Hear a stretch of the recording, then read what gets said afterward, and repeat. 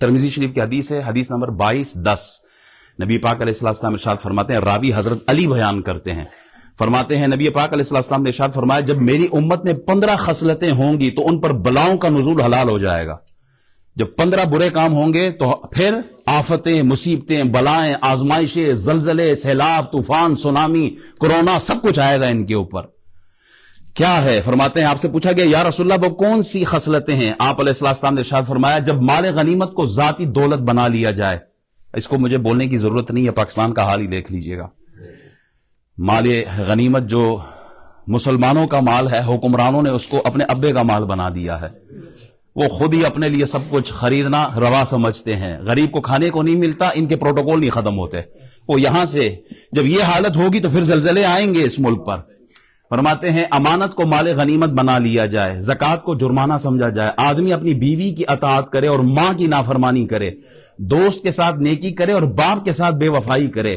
مساجد میں آوازیں بلند ہو جائیں گی. سب سے رذیل شخص کو قوم کا سردار بنا لیا جائے گا اور کسی شخص کے شر سے بچنے کے لیے اس کی عزت کی جائے گی. آدمی ڈرتا ہوگا کہ یہ ہے بڑا بدماش آدمی ہے، بڑا رذیل آدمی، یہی حدیث کے الفاظ ہیں، لیکن اس کی عزت کرنی ہے. کیوں؟ اگر عزت نہیں کروں گا تو کہیں بے عزت ہی نہ کر دے.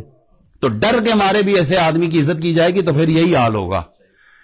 پھر شرابیں برسر عام پی جائیں، ریشم پہنا جائے، گانے والیوں اور آلات موسیقی کو رکھا جائے اور اس امت کے بعد والے پہلوں کو برا کہیں. اس وقت تم سرخ آندھیوں یا زمین میں دھنسنے کا اور مسخ کا انتظار کرو.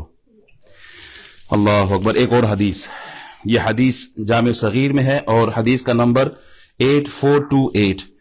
کیا ہے حدیث؟ ذرا اس کو سماعت فرمائی. نبی پاک علیہ السلام نے ارشاد فرمایا، جو شخص کسی باندی کے پاس گانا سننے کے لیے بیٹھا اس کے کانوں میں پگھلا ہوا سیسا اونڈیلا جائے گا.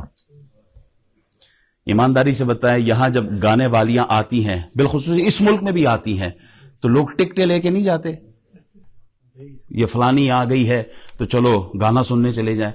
کیا رسول اللہ کے فرمان میں کسی کو شک ہے؟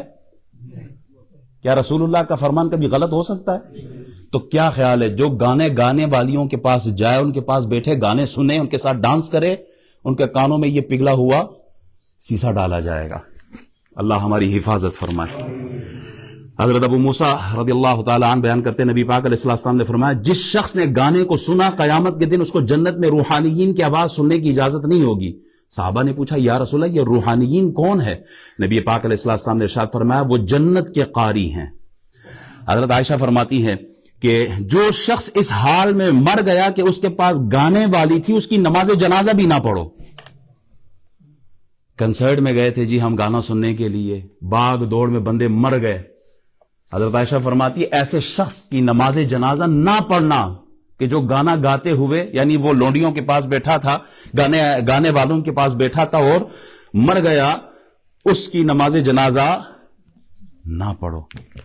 ہماری نظر میں گانے کی ہم تو اسے عیب ہی نہیں سمجھتے جی. لمبے سفر پہ جانا ہے تو کوئی 4-5 اچھے گانے لگا لینا راستے میں. کتنے ایسے لوگ یہاں بیٹھے ہوں گے، اللہ ہم سب کی حفاظت فرمائے، جو گانے سننے کی عادت ہے جن کے اندر.